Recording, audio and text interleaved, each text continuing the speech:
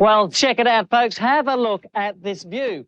From here, we can see all the way to the Glasshouse Mountains, and that's about 80 kilometres to the north as the crow flies. But that's on a good day. The students at Villanova College are getting into Airwatch, an environmental education program designed by the Queensland Department of Environment that keeps an eye on air quality. And this clubhouse tower makes the perfect lookout for a visual check on the general haze level over the city. G'day, Captain. And this, folks, is Captain Clean Air. He drops in occasionally to give the guys a hand in their quest for clean air and a healthier environment. Well, guys, tell me how you go about recording the air pollution we might be seeing on a day like today. Well, Tim, we've got the tower, so it's quite high up. We've got a good view of most of the area of Brisbane. We can see the entire city, so if we have a look through binoculars, we can have a good view, see if there's any smoke. We've also got two landmarks right near them. One is Mount Biwa, which is a fair way into the distance, and we can't see it today because of the haze. And the other one is Mount Glorious, which is just in the background, you can see, of the Gabba. So then it's a matter of marking that down on your data sheet, is that correct? Yeah, we also, on the data sheet, we mark it from a 0 to a 4. 0 as in we can't see because there's too much haze, smog, and 4, there's no haze at all. Our air contains millions of very small solid or liquid particles. Some are the result of natural processes like bushfires and pollination. Others are from human activities. The brown haze that hovers above our cities can be caused by the solid particles from motor vehicle exhausts.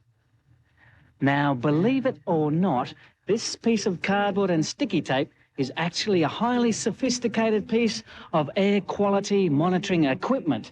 You see, what happens is the large and medium particles floating around here in the atmosphere get stuck to this sticky tape. Well, Tim, this is the particle collector we just took down. I'm looking at it under the stereoscope, and it's showing that there's a lot of particles in it, and it was facing the city, which means that there was a southeasterly breeze coming through, carrying particles from smokestacks and light industry. With the stereoscope, what we do is we stick a little bit of graph paper under the stick tape, and then we call out and we put them into this graph over here under columns A, B, C, D, and E, and in rows from 1 to 5.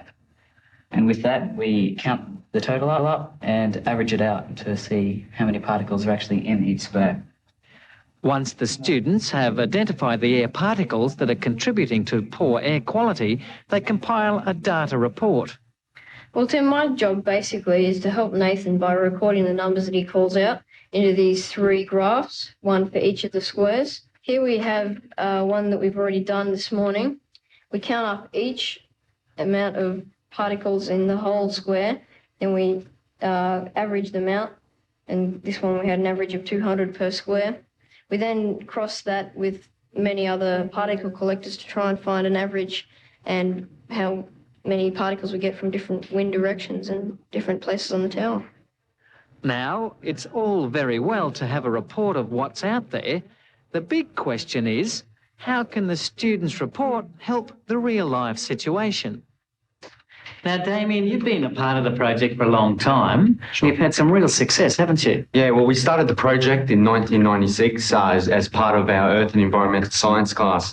And from there, it's led on to other things in such that we've asked other organisations to come in. And it's part of this community involvement in that we ask students to become part of the group, so on. And it's just encompassed now from 3 students in a class to now quite a large group. Each school that undertakes Airwatch does so in a different way, and it's not always a science project. Geography, English, maths, and even drama get a look in. Whatever form it takes, the program will help students find ways that can be effective in the fight for clean air.